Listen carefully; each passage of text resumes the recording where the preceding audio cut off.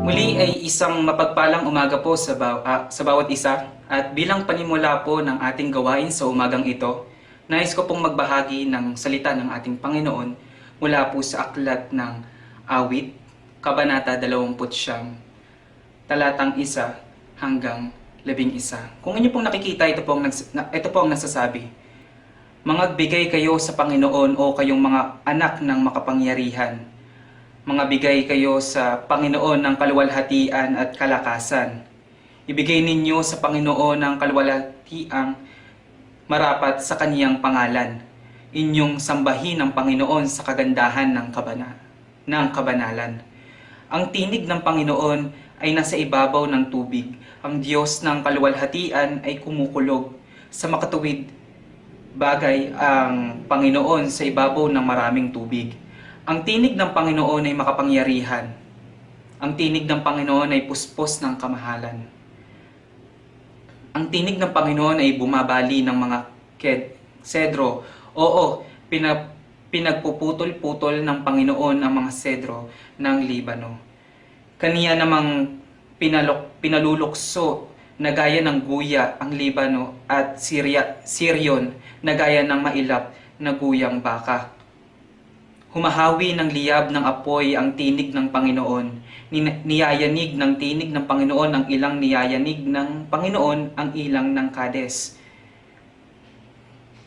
Pinanganganak ng tinig ng Panginoon ng mga usa at hinuhubdan ang mga gubat. At sa kanyang templo ay nagsasabi ang bawat bagay kaluwalhatian. Ang Panginoon ay nauupo sa baha na parang hari. Oo, ang Panginoon ay nauupong parang hari magpakailanman. Ang Panginoon ay magbibigay ng kalakasan sa kaniyang bayan, pagpalain ng Panginoon ang kanyang bayan ng kapayapaan. Tayo po'y managlit na manalangin. O Diyos na dakila sa lahat, Panginoon, muli po kami nagpapasalamat, Panginoon, sa oras na meron ng bawat isa. Nawa, Panginoon, Ikaw lamang ang siyang pumagitna. Ikaw lang ang siyang aming madakila, O Diyos, sa amin pong gagawin, sa amin pong pagsamba sa umagang ito.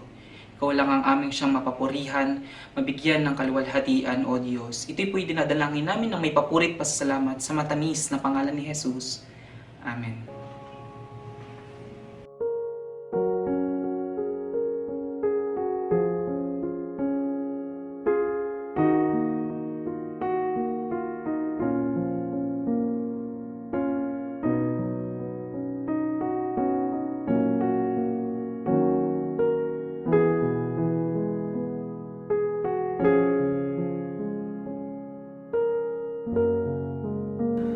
Magandang umaga po sa ating lahat.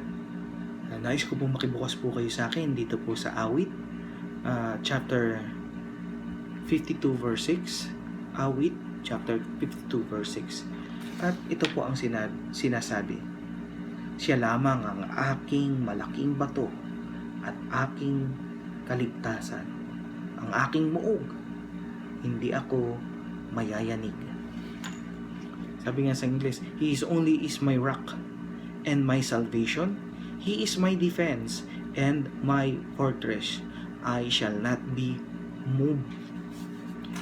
Tunay po sa panahon natin ngayon, kailangan natin ng isang malaking bato. Malaking bato na ating sasandalan. Malaking bato na ating tutungtungan. At ayan po ang ating Panginoon na sa kabila ng problema, sa kabila ng pandemya, ay meron tayong Diyos na nagsisilbing malaking bato na pwede nating sandalan sa lahat ng oras, na pwede nating maging tanggulan sa lahat ng oras. Pwede rin nating maging pananggalang sa lahat ng oras. Siya po ang ating fortress. Siya ang ating baluti. Sa panahon ho ngayon, kailangan natin ng ganito. Kailangan natin si Kristo. Dahil ang lahat po ngayon ay nakakaranas ng pagsubok. Mapabata man o mapatanda. Lahat po tayo apektado sa mga nangyayari po sa atin. Pero Pasalamat po tayo dahil may advantage na tayo. Dahil meron na tayong Kristo sa ating puso. Kristo na nagligtas sa atin sa tiyak na kapahamakan, na nagbayad ng ating mga kasalanan. At dahil doon meron na po tayong salvation. Ang kailangan lang natin tanggapin ay ang kailangan na nating gawin ay tanggapin ang kanyang regalo. No? At ang regalong ito ay tanggapin siya bilang sarili mong tagapagligtas. Tanggapin natin siya bilang ating tagapagligtas na wala tayong magagawa kahit anong gawin natin. Gumawa man tayo ng mabuti, gumawa man tayong ng lahat-lahat ng bagay ay hindi natin kakayanin kung hindi natin tatanggapin si Kristo bilang sarili nating tagapagligtas. Sabi nga, siya ang ating salvation. Siya ang ating tagapagligtas. Salvation saan? Salvation sa tiyak na kapahamakan. Kapahamakan ng kasalanan. Salamat sa Panginoon dahil ibinigay niya ang kanyang bugtong na anak para iligtas tayo. Ang kanyang bugtong na anak na naghugas ng ating kasalanan at nagpasan ng lahat ng ito. Dumanas ng hirap, ng pagod, ng panunuya, ng pang-aalipusta. Dinanas niya ang lahat ng ito para sa atin. Ganon tayo kamahal ng Panginoon. Ganon tayo kahalaga sa Kanya. Kaya ang ating Panginoon, si Jesus, ang ating malaking bato, ang ating salvation, ang ating defense, ang ating pananggalang. Ang kailangan lang natin ay sumampalataya, maniwala, tanggapin siya bilang ating sariling tagapagligtas. Manalangin po tayo. Ama naming Diyos na makapangyarihan sa lahat, maraming salamat po dahil ibinigay mo si Kristo sa amin bilang sarili naming tagapagligtas, bilang aming tanggulan, bilang aming baluti, at higit sa lahat bilang aming salvation sa tiyak na kapahamakan na dulot ng kasalanan. Alam namin, Panginoon, na kung magkakaroon kami ng Kristo sa aming puso, ay hindi na ito mawawala sa amin. Ang kaligtasan na ibinigay mo ay aming panghahawakan. Dahil alam namin, ikaw ay tapat sa iyong mga pangako. Alam namin, Panginoon, na kami ay ililigtas mo sa lahat ng pagkakataon, sa lahat ng oras. Salamat, Panginoon, dahil ikaw ang nagpasan ng lahat ng aming kasalanan. Inugasan mo kami ng iyong dugo upang kami ay maging dalisay, upang kami ay mahugasan ang aming mga kasalanan. Salamat po, Panginoon, dahil ikaw ang unang umibig sa amin. Salamat, Panginoon, dahil minahal mo kami sa kabila ng aming mga pagkukulang, sa kabila ng aming mga shortcomings, Panginoon. Inaamin namin na hindi namin makakaya ang lahat ng ito kung wala ka sa amin. Hindi kami maliligtas kung walang Kristo sa aming puso. Salamat, Panginoon, sa pagmamahal na idinulot nito ay kaligtasan. Salamat po sa matamis na pangalan ng Panginoong Hesus. Amen.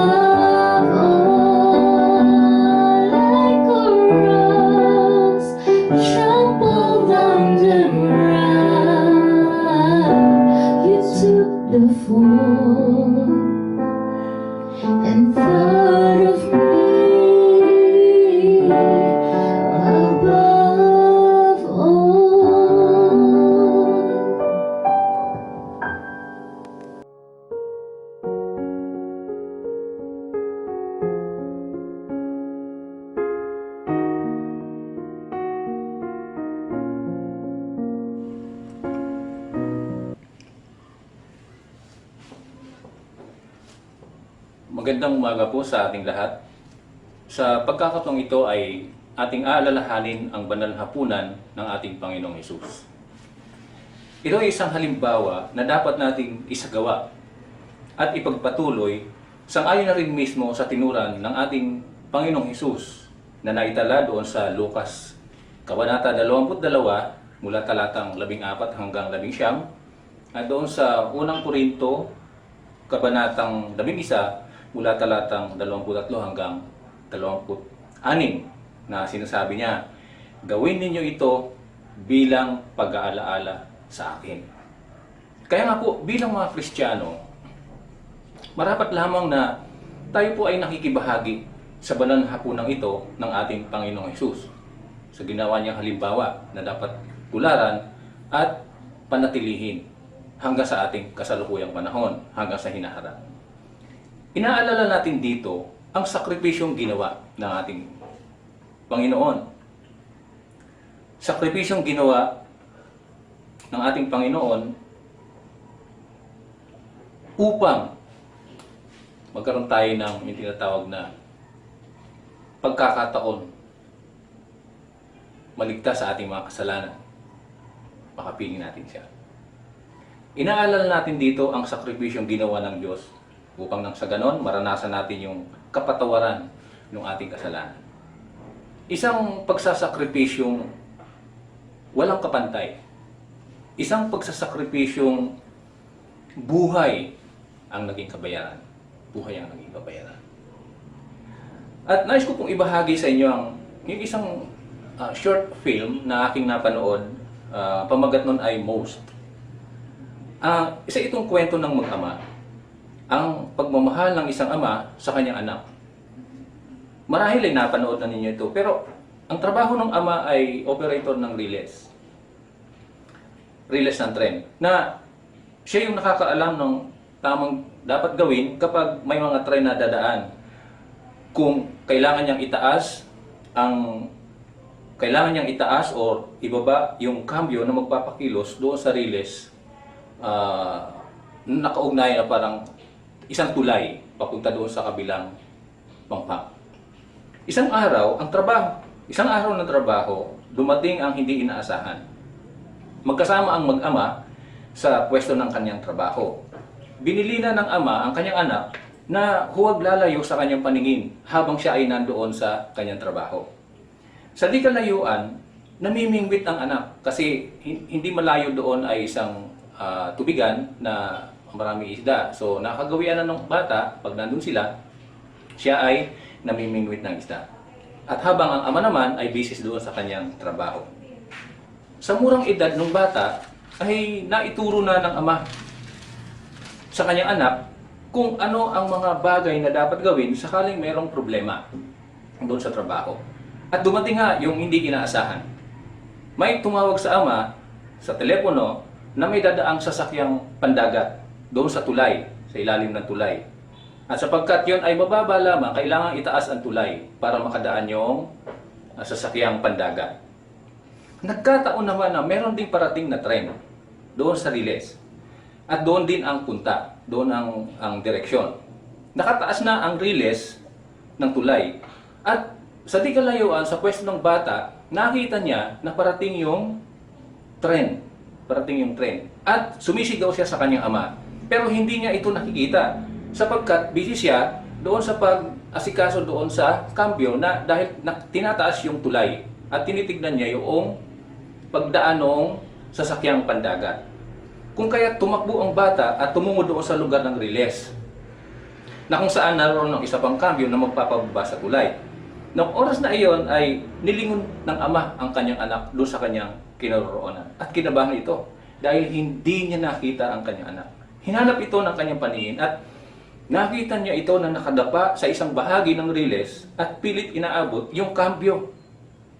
At kitang-kita niya nang ito ay nahulog doon sa ilalim ng tulay. Nakita ng ama. At alam niya na kapag ibinaba niya ang tulay, ang kambyo, ay maiipit at mamamatay ang kanyang anak. Pero paparating yung tren na naglalaman ng napakaraming tao. So, nagkakaroon ng pagtatalo ngayon sa isip ng ama kung ihahayaan niyang nakataas ang tulay, maliligtas yung kanyang anak, maliligtas ang bata. Subalit maraming tao naman ang mamamatay na sakay doon sa tren. Kailangan na niyang mag-decide kung ang anak niya o yung mga taong sakay ng tren. Alam niyo po, umiiyak ang ama. Ibinaba. Habang siya ay nakatingin doon sa anak niya, sa ilalim ng tulay, alam niyo yung sakit na naranasan ng kanyang anak. iniisip niya habang siya umiiyak kung ibababa niya ba o hindi. Hahayaan niya lang niya na mamatay yung nandun sa tren. Pero habang ito ay dumadaan, umuwi siya, tinitignan niya ang mga tao na sa bintana ng tren. Ibinaba niya po ang kabyo habang dumadaan ang tren sa mga tuwid na matay yung kanyang nag-iisang anak. Nakaligtas ang lahat ng sakay ng tren, kapalit ng kanyang anak. Alam niyo po, hindi po ako nagsasawang ibahagi ang isang pangyayari na halos ganito ang ginawa ng Diyos sa atin upang magkaroon lamang tayo ng pagkakataon na magkaroon ng kaligtasan, makapiling natin ang Diyos. Sapagkat ibinigay ng sariling ama nung nandoon sa tren yung kaligtasan ng anak kapalit ng kaligtasan ng mas maraming tao. Pinagpalit niya yung kaligtasan ng mas maraming tao kapalit nung kanyang nag-iisang anak. Naalala din po ba natin ang ginawa ng ating Panginoong Jesus? Ginawa ng Diyos Ama na ang kanyang nag-iisang bugtong na anak ay kanyang isinakripisyo sapagkat alam niya na lahat ng tao ay patungo sa kanyang kamatayan, sa kanyang kaparusahang walang hanggan. Kung kaya't ang sabi doon sa kwento, sabi doon, lahat tayo daw ay nakasakay sa tren at lahat tayo ay maaring mapahamak kung hindi ipagkakaloob, kung hindi magdidesisyon ang operator ng tren na magsakripisyo ng isang bagay. Yun ay ang kanyang anak. Same thing with our Lord, with our God. He decided to sacrifice His own Son for the sake of ours, for us to be saved. Binigyan niya ang kanyang bugtong na anak. Nakakamangha, di po ba? O anong pag-ibig o anong uri ng pag-ibig, napakalaki ng pagmamalasakit sa atin ng Diyos. Kung kaya't ibinigay niya ang kanyang bugtong na anak. Kaya, marapat lamang na bigyan natin ng kahalagahan itong banal na hapunan na iniwan sa atin ng ating Panginoong Hesus.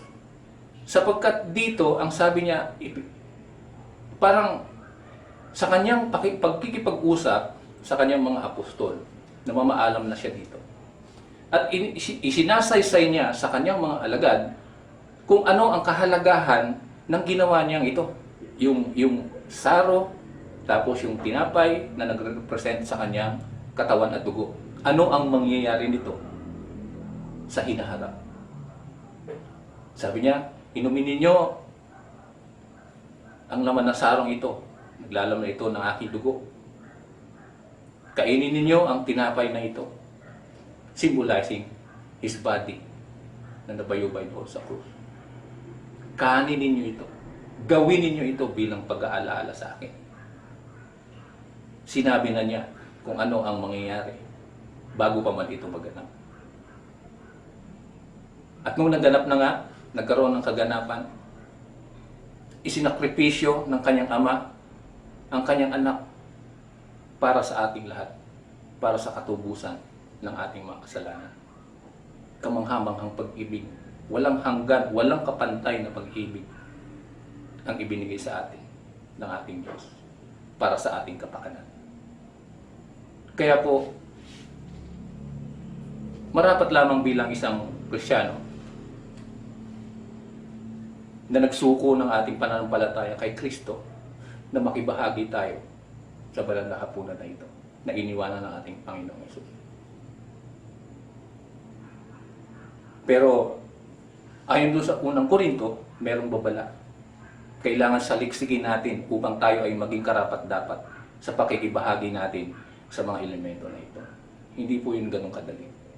Kinakailangan ipakita natin sa ating Diyos, sa ating sarili, na tayo mismo ay karapat-dapat makibahagi doon sa mga elemento na yun. Bago tayo makibahagi. Kung kaya po, samahan niyo po ako sa isang panalangin. at dumulog tayo sa ating Panginoon, hilingin natin sa Kanya, tayo maging karapat-dapat sa paikibahagi natin sa banal na hapunan. Tayo po ay manalangin. Ama naming Diyos na banal at makapangyarihan sa lahat, muli po kami nagpapasalamat sa iyo, Panginoon, kahit paulit-ulit naming inaalala ang iyong ginawa para sa amin. Nakaukit ito sa aming mga puso, Panginoon, ang iyong walang hanggang pag-ibig na ibinigay para sa sanlibutan upang kami ay magkaroon ng pagkakataon na maligtas, magkaroon ng katubusan ang aming mga kasalanan. Salamat, Panginoon, sa iyong anak na si Jesus na nabayubay, napako, namatay doon sa krus ng Kalbaryo. At ang kanyang dugo, ang kanyang katawan na nabayubay doon, na naging instrumento, Panginoon, upang magkaroon kami ng kapatawaran sa aming mga kasalanan. Salamat, Panginoon, sa mga bagay na ginawa mo para sa amin. Sa mga bagay na gagawin mo pa in the future. And all this we pray in Jesus' name. Amen. Amen.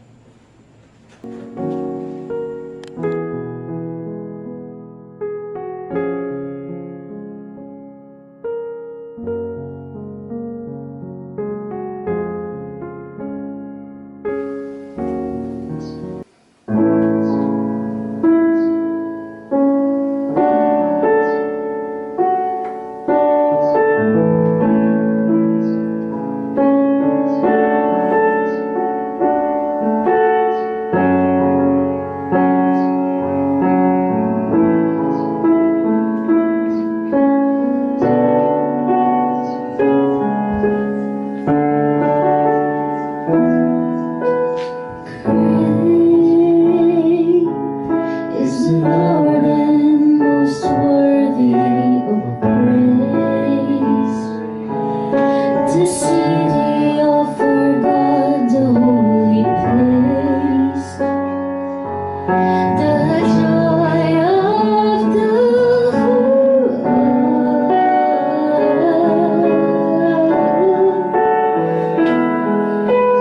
Great is the Lord in whom we have the victory. He hates us against the enemies. We bow down on our knees.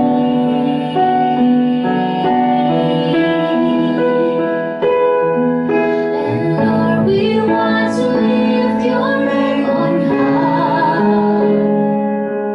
And Lord, we want to thank you for the works you've done in our lives. And Lord, we trust in your unfailing love. For you alone are God eternal, through earth and heaven above.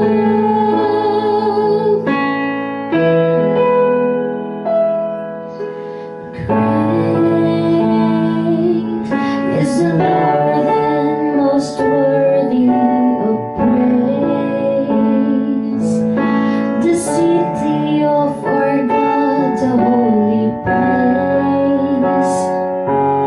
The joy of the world. Great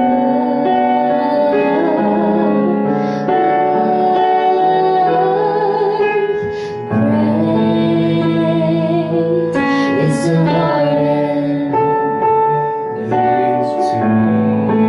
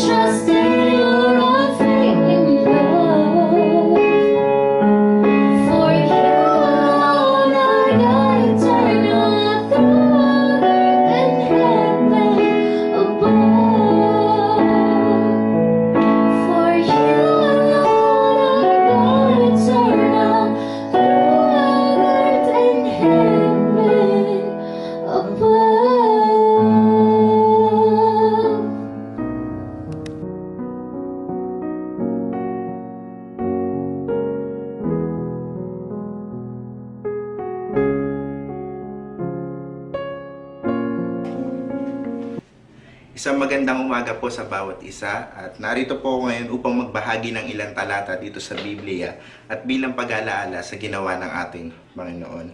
Makibukas po kayo sa akin sa aklat ng Mateo, Kabanata 20, talata 28. Inuulit ko po sa English sa aklat ng Matthew chapter 20, verses 28. Kung niyo po nakita ito ang nasasabi, "For even the Son of Man came not to be served, but to serve others and to give His life as a ransom from many."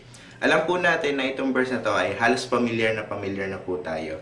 At halos kilala na rin po itong verse na to dahil hindi magpapakaila dito na ang ating Panginoon ay anak ng Diyos.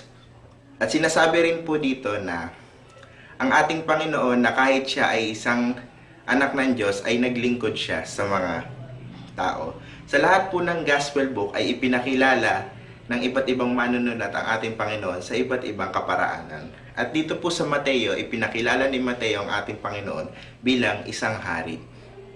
Dahil po alam po natin sa darating na panahon ng ating Panginoon ay maghahari sa buong mundo. Napakaganda po itong verse na to dahil sinabi dito na kahit siya ay anak ng Diyos, hindi niya pinili na paglingkuran siya, kundi maglingkod siya sa mga tao sa paligid niya. At ano pa ang isang kagandahan dito sa verse na to? Masasabi rin dito na napakaganda dahil mismo ang ating Panginoon ang nag-alay ng sarili niyang buhay para sa karamihan. Alam po natin na dapat tayo yung mapapako sa krus, tayo yung paparusahan. Pero kung titingnan po natin ang ating sarili, hindi po tayo worth it na gawin yung mga bagay na yon.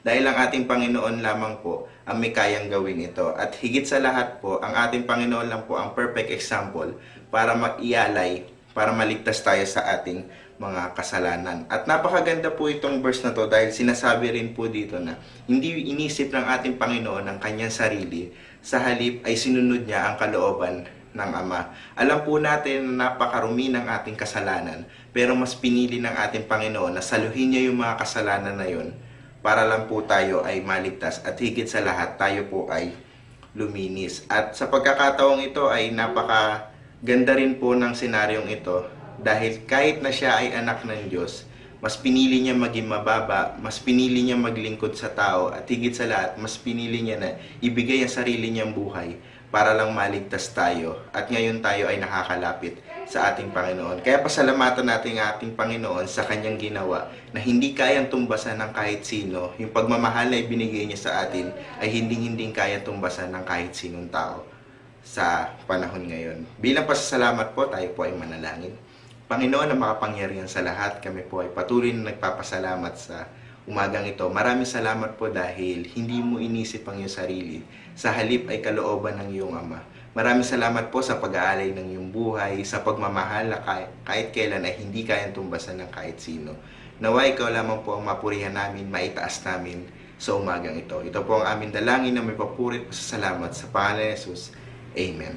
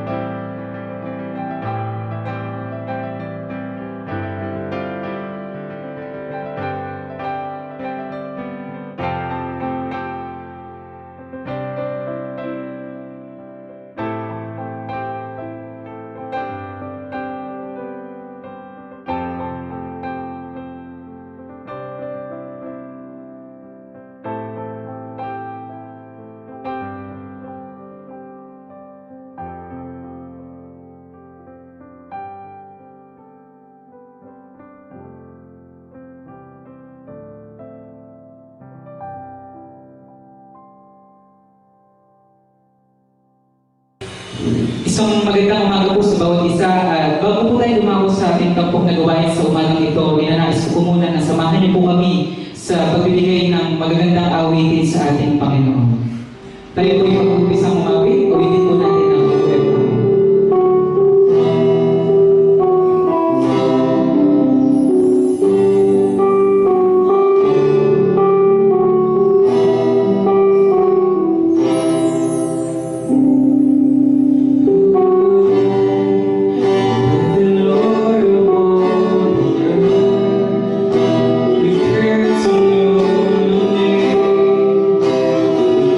To feel my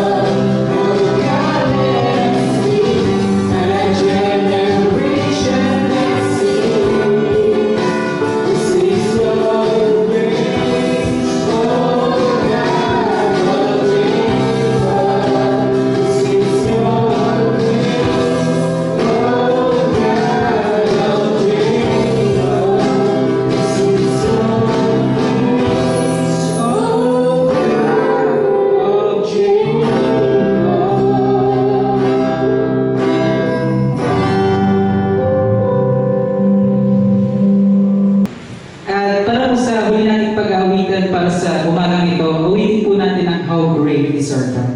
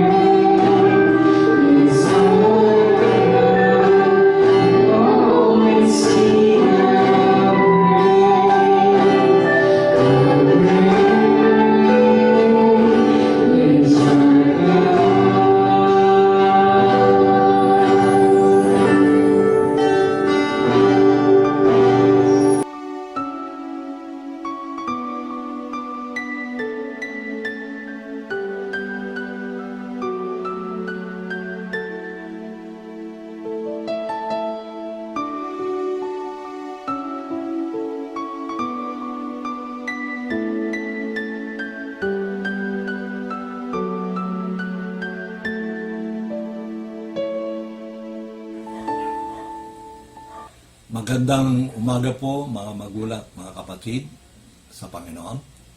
Ngayong umaga ito ay ating pong pagbubulay-bulayan sa ating mensahe, ang Mateo 13:47 hanggang 50. Matthew 13:47-50. Sa English, again, the kingdom of heaven is like a dragnet cast into the sea, and gathering fish of every kind.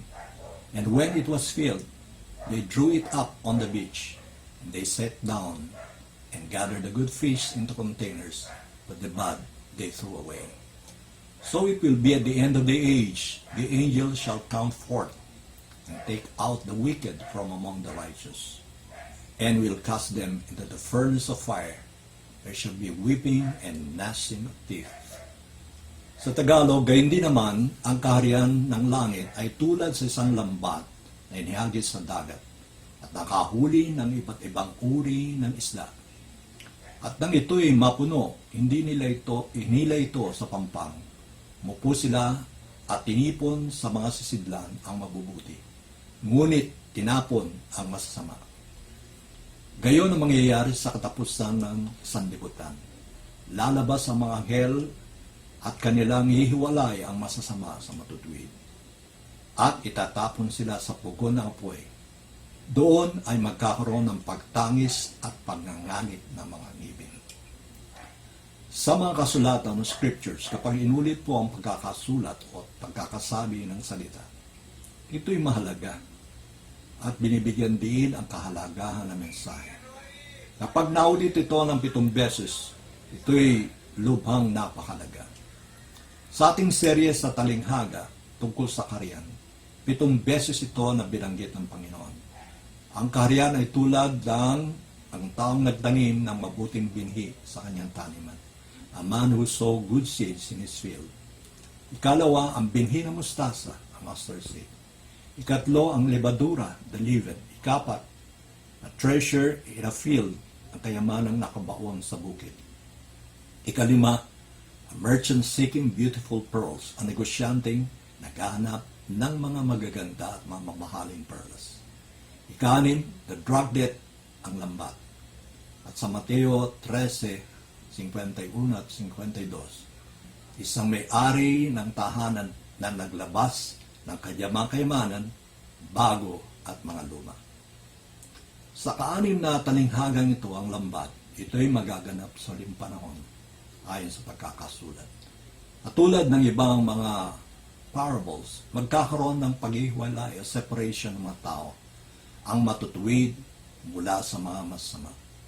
Binigyang halimbawa dito ng Panginoon ang lambat bilang gamit sa pag-ipon at paghuli ng mga isda. Sinabi ng Panginoong bagay na ito sa kanyang mga lagad na dati ring mga mangisda na kanilang naranasan bago puman. Sila'y tinawag bilang mga mamalakayang tao, fishers of men. Sabi ng Panginoon, "Follow me, and I will make you fishers of men." Nakaka-relate sila sa tawag na ito ng Panginoon sa kanilang misyon na sila ay hahayo at ipapahayag ang ebanghelyo ng kaligtasan. At sila ay manghuhuli hindi mga isda, kundi mga kaluluwa para sa ating Panginoon. Naranasan ko rin naman ang pangisda sa amin sa Pampanga.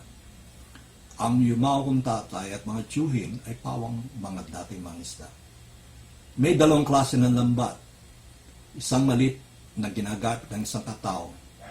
Ang tawag doon ay dala, dinadala. At malaki na gamit ng mga grupo ng mga mangisda na sama-sama inihagos at iaahon nito pagkatapos ng huli ng maraming isda. Nung nasa Bureau of Fisheries ang aking tatay, siya'y nagsilbing kusinero din naman sa isang barko sa United Nations na nakarating sa Mindanao sa Tawi-Tawi.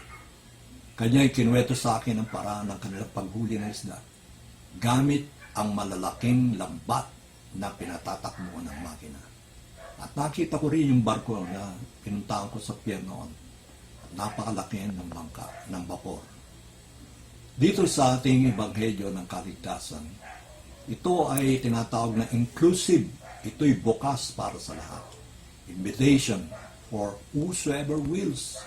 Kung sino man ang nagnanais. Whosoever comes, sino man lalapit. Whosoever believes, sino man ang magtitiwala, maniniwala sa ating Panginoon. Pinag-utos mismo natin Panginoon na ipahig ito at gawin ang mga disipulo, ang mga tao sa buong daigdig hanggang sa siya'y dumating sa rapture upang ipagsama niya ang lahat ng mga mananampalataya sa kanyang kaharian. Sapagkat ang Panginoon mismo ang bababa mula sa langit na may sigaw, may tinig ng arkanghel at may trompeta ng Diyos. At ang namatay kay Kristo ay babangon muna. Pagkatapos, tayo nabubuhay na natitira ay gagawin kasama nila o aagawin kasama nila sa ulap upang salubungin ang Panginoon sa papuwirin. At sa gayon ay makapiling natin ang Panginoon magpakailanman.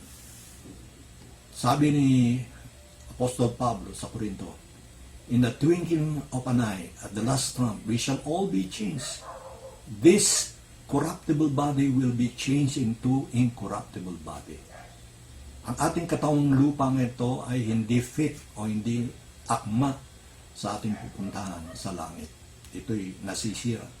Subalit tayo bibigyan ng perpektong katawan, glorified body, katulad ng sa Panginoon nang siya'y bumangon muli mula sa kamatayan.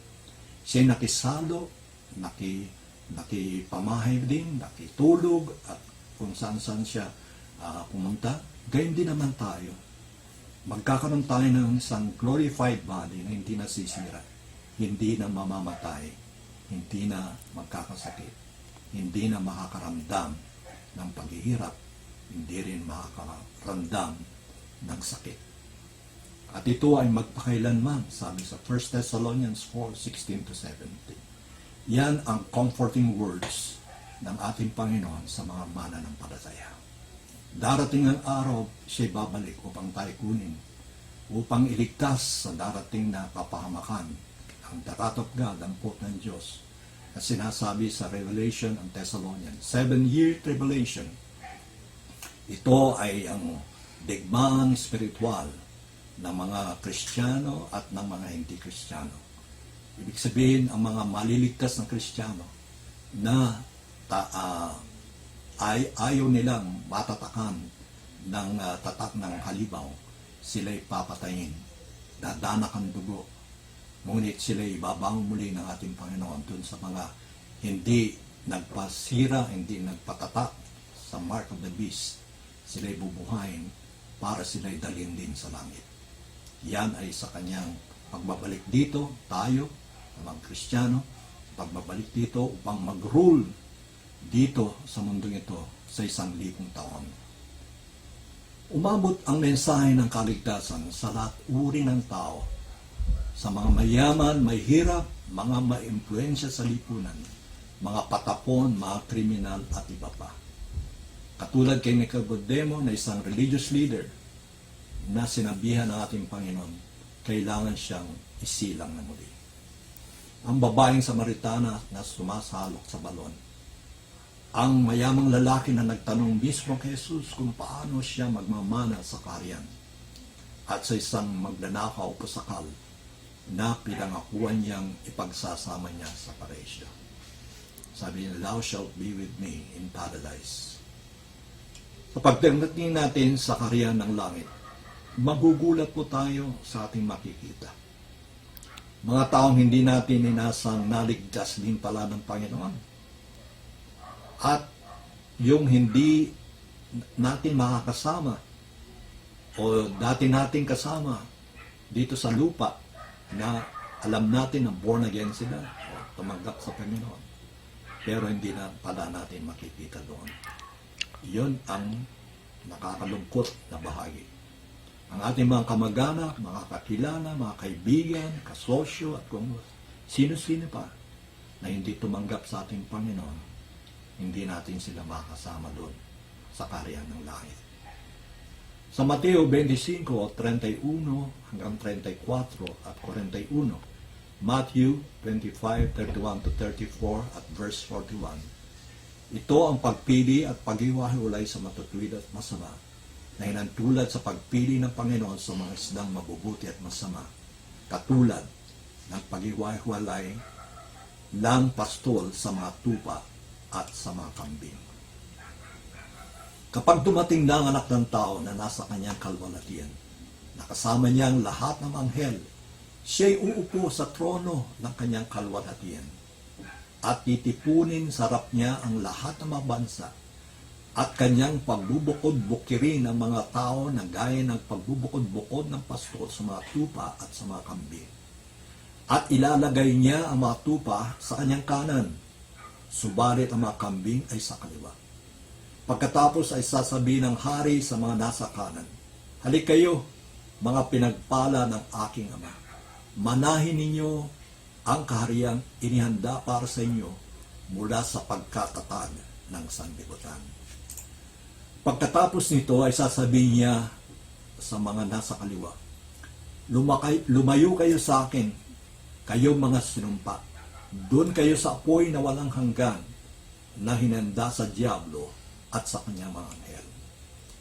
Sa pahayag 21:8, ang sabi po rito, "Ngunit sa mga duwag, sa mga hindi mananampalataya, mga karangal-duwal na mga mamamatay tao, mga mapakiyapid, mga mangkukulam, mga sumasamba sa Diyos-Diyosan, at sa lahat ng mga sinungaling, ang kanilang bahagi ay sa lawa na nagliliyab sa apoy at asupre, na siyang ikalawang kamatayan." Yan po ang mababasa natin sa Apocalypse of Revelation of Pahayag. Sa huling panahon, sa pagharap ng lahat ng tao sa trono ng Diyos, sa White Throne Judgment, lantarang hahatulan sila o mga hindi mananampalataya at sila'y tatapon sa lawa ng apoy, kasama na rito ang diablo, ang kamatayan at ang Hades. Sa Revelations 20:10, mababasa po natin, "And the devil was deceived them, who deceived them, was thrown into the lake of fire and brimstone, where the beast and false prophet are also, and they will be tormented day and night forever." Revelations 20:14 and 15, "And death and Hades were thrown into the lake of fire, and if anyone's name was not found written in the book of life, he was thrown into the lake of fire." Sa Tagalog, ang diablo na dumaya sa kanila ay inihagis sa lawa ng apoy at asupre, na kinaroroonan din naman ng halimaw at ng bulaang propeta. Sila'y pahirapan sa araw at gabi magpakailan pa man. Revelations 20:14-15, ang kamatayan at ang Hades ay tinapon sa lawa ng apoy. Ito ang ikalawang kamatayan, ang lawa ng apoy. At ang sinumang hindi natagpuang nakasulat sa lahat ng buhay ay tinapon sa lawa ng apoy. Makatotohanan po ang salita ng Panginoon. Factual. Taliwas sa nagsasabing walang impyerno, walang langit. Subalit sinasabi ng Panginoon, sila'y mga mangmang. Sila ang nagkukunwaring mga Kristiyano, mga fake na mga Christians. Wala silang masasabi sa harapan ng Diyos sa pagharap nila sa trono. Silang lahat ay hinatulan dahil sa kanilang mga pagsalangsang, mga kasalanan o pagtanggi sa alok ng kapatawaran at buhay na walang hanggan sa pamamagitan lamang ng kamatayan sa krus ng ating Panginoon Hesus. Nakamamatay o fatal ang pagtanggi nila sa Panginoon o sino man tao na tumatanggi sa Panginoon at nananatili ang puot ng Diyos sa kanila. Sabi ng Panginoon, ang lahat ng tumatanggap sa Kanya ay binigyan ng kapatawaran, binigyan ng buhay na walang hanggan, at hindi na mapapahamak, at sila'y makakasama ng ating Panginoon. Sa ating application, sa ating pinagbubulay-bulayan, para sa ating mga binanal ng Panginoon, tayo mga true born-again Christian believers, ang Iglesia ng Diyos, dapat nating maging first priority ang pagbabahagi ng mabuting balita ng kaligtasan kay Kristo lamang. Siya lamang ang kaligtasan. Siya ang ating tagapamagitan sa ating Amang Diyos. Siya ang dahilan kung bakit tayo ay nakakalapit ngayon sa Kanya. Siya ang dahilan kung bakit hindi tayo nababagawag, hindi tayo natatakot na mamatay, sapagkat alam natin ang sino mang kumilala at tumanggap sa ating Panginoon si Kristo ay hindi na mapaparusahan, hindi magkakaroon ng buhay na walang hanggan. Sapagkat sinagot na tayo ng ating Panginoon sa kanyang krus ng Kalbaryo. Siya naging pamalit natin. Siya ang ating substitution sa krus ng Kalbaryo na dapat sana'y tayo ang nabayubay at namamatay sa krus dahil tayo nagkasala. Subalit ang anak ng Diyos, ang ating Panginoon Kristo, siya ang nagbigay ng kanyang buhay, kusay niyang inialay ito para sa kanyang mga tupa, sa mga mananampalataya.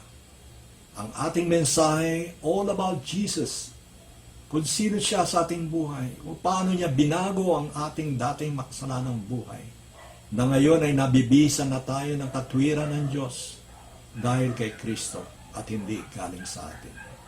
We are saved by grace through faith. Ito ang regalo ng Diyos na walang bayad. Hindi sa pamamagitan ng ating mabubuting gawa, o kaya hindi tayo maaaring magmalaki. Tayo niligtas dahil sa kahabagan ng ating Panginoon, dahil sa malaking pag-ibig ng Diyos sa sanglibutan. Kaya ang isang awit ay nagsasadan ganito at aking aawitin. Tell the whole world about Jesus. Long millions must hear, His coming is near. So tell the whole world about Jesus. Ipagsabi mo sa buong daigdig ang lahat tungkol kay Jesus. Ipagsabi mo ang lahat tungkol kay Jesus. Dahil milyon-milyon ang dapat makarinig nito na malapit na ang kanyang pagdating. Sa John 3:16 at 17, ang sabi ng salita ng Diyos, sapagkat gayon na lamang ang pag-ibig ng Diyos sa sanlibutan, na ibinigay niya ang kanyang natatanging anak, upang ang sino man sa kanya'y sumampalataya ay huwag mapahamak, hindi na pupunta sa impyerno, kundi magkakaroon ng buhay na walang hanggan. Sapagkat sinugo ng Diyos ang anak sa sanlibutan upang hatulan ang sanglibutan, kundi upang ang sanglibutan ay may ligtas sa pamamagitan niya. Siya ang daan, the way, the truth, ang katotohanan, and the life at ang buhay. Is the resurrection and the life. Kung sino man mananalig sa Kanya, ay hindi na mamatay. Kung sino man na nabubuhay at nananalig sa Kanya, ay hindi na mamamatay magpakailanman. Sa ating conclusion, lahat po tayo na tinubos ng dugo ng ating Panginoon Jesus ay dapat lamang na maging full-time sa pagbabahagi o pag-share ng mensaheng ito ng Panginoon ng kaligtasan sa lahat ng tao, walang pinipili. Mayayaman, mahihirap, maimpluwensya, mga kabataan, magulang, at kung sino sila. Habang siya ay pabalik, huwag nating ipagkait. Kung siya hindi niya pinagkait ang kanyang anak, tayo pa kaya. We love Him. That's why we serve Him. We love Him because He first loved us. We must proclaim Christ to the nation until His return. To all nations. Sabi niya dun sa Matthew 28. Sabi niya, all power has been given to me. Go ye therefore. Go and make disciples of all nations, teaching them all the commandments I have given to you, and baptize them in the name of the Father, the Son, and the Holy Spirit. And lo, I am with you always unto the end of the age. And sabi rin sa Amos, prepare to meet our God.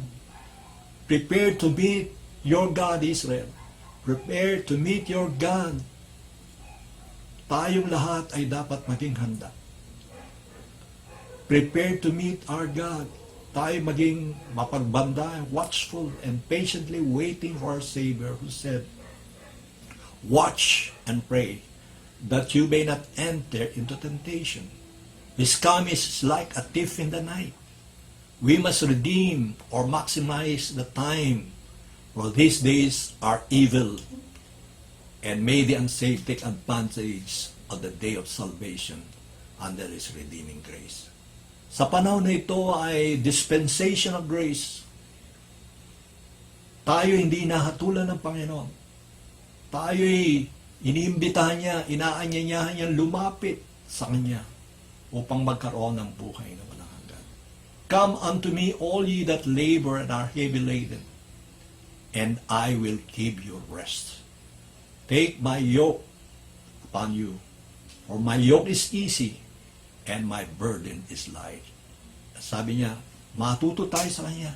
Lumapit tayo tulad ng mga bata na mga batang walang malisya, walang manmusmos, at talagang sila ay very mababang loob, very humble. Tayo ganon. Gusto natin, Panginoon, maging humble tayo, maging obedient tayo sa Kanyang salita. Siya mismo ang ating reward pagdating natin sa langit.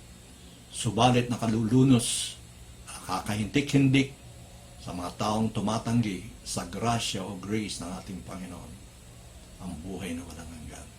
Sapagkat sa araw ng paghukom sa harapan ng trono ng Diyos, lahat ng uri ng tao mula sa iba't ibang lupalop ng mundo, hahatulan sila kung anong ginawa nila nang sila'y nandito sa lupa. Subalit tayo mananampalataya, kukunin tayo ng ating Panginoon bago dumating ang kaparusang Day of Judgment. Dadagitin tayo ng Panginoon sa rapture. Ipagsasama niya tayo doon sa Kanyang kaharian. At tayo ay magkakaroon ng marriage supper of the Lamb. Tayo ay magkakaroon ng rewards bilang mga anak ng ating Panginoon. Tayo po'y manalangin. Maraming salamat po, o walang hanggan naming Diyos Ama na nasa langit. Sa karapatang maging anak mo sa Espiritu. We are forever grateful, Father, O Lord, for giving us the right to become your children. The forgiveness of our sins and life everlasting. Sa lahat ng mga bagay na ginawa mo, Panginoon, even before the foundation of the world, kaming mga anak mo ay nilaan mo na ng isang kaharian na mamanahin. Bago pa man namatay ang aming Panginoon sa Kristo at muling nabuhay, ay naipaghanda mo na ito. At ang sabi ng ating Panginoon sa kanyang mga disipulo, you believe God, believe also in me. In my Father's house, there are many mansions, dwelling places. If it were not so, I would have told you. I go and prepare a place for you. For where I am, there you may be also. I will take you again and receive you unto myself. For where I am, there you may be also. Darating akong muli upang ipaganda ko kayo ng lugar, place. At ako'y dumating, tatanggapin ko kayo at ipagsasama sa walang hanggang panahon. Thank you, Father, for carrying the light in this troubled world, serving as salt of the earth, this corrupted earth, because of sins. Ang lahat ng ito ay naging posible, O Ma, sapagkat dahil sa merito ng krus o kamatayan ng aming Panginoon Jesus sa krus ng Kalbaryo. At ang kanyang pagbabangon muli, ang iyong approval, satisfaction sa kanyang ginawang pag-aalay para sa mga tupa. We praise and glorify you, Holy Father, in your name, your sons, and the Holy Spirit. Amen. Para po sa ating pangwakas na panalangin, tayo po ay pumikit.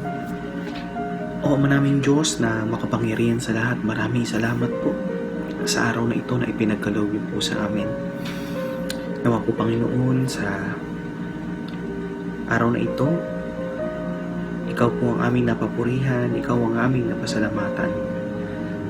Nawa, Panginoon, patuloy niyo po kaming gabayan, patuloy niyo po kaming ingatan Patnubayan niyo po kami, Panginoon, ng bawat isa sa amin. Nagpapasalamat po kami sa mensahero na iyong ginamit at sa mensahe na aming natanggap. Nawa, Panginoon, ikaw po ang mag-ingat at pumatnubay sa Kanya. Ikaw ang magbalik ng biyaya sa Kanya.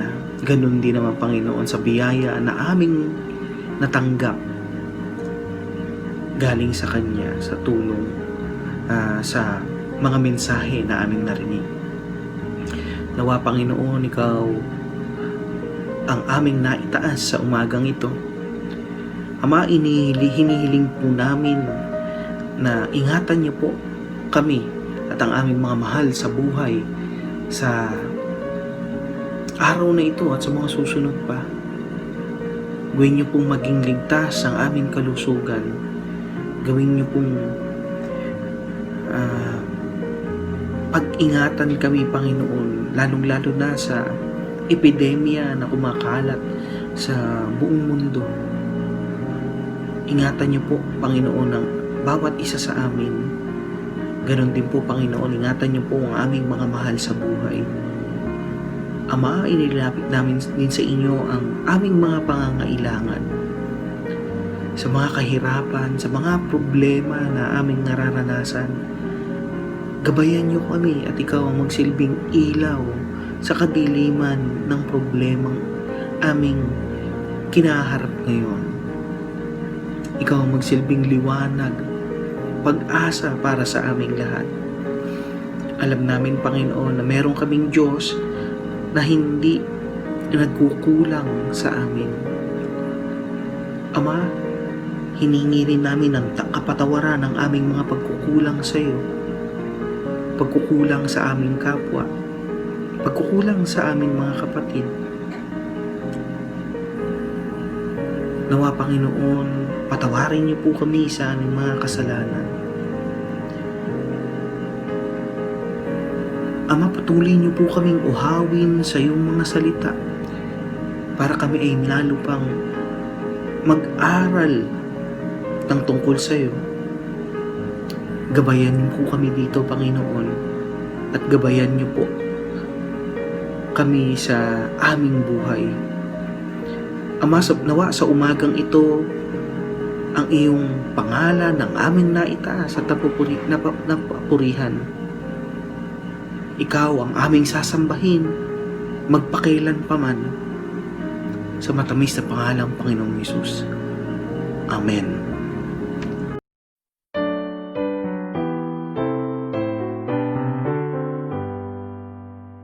Ang Diyos ama'y papurihan,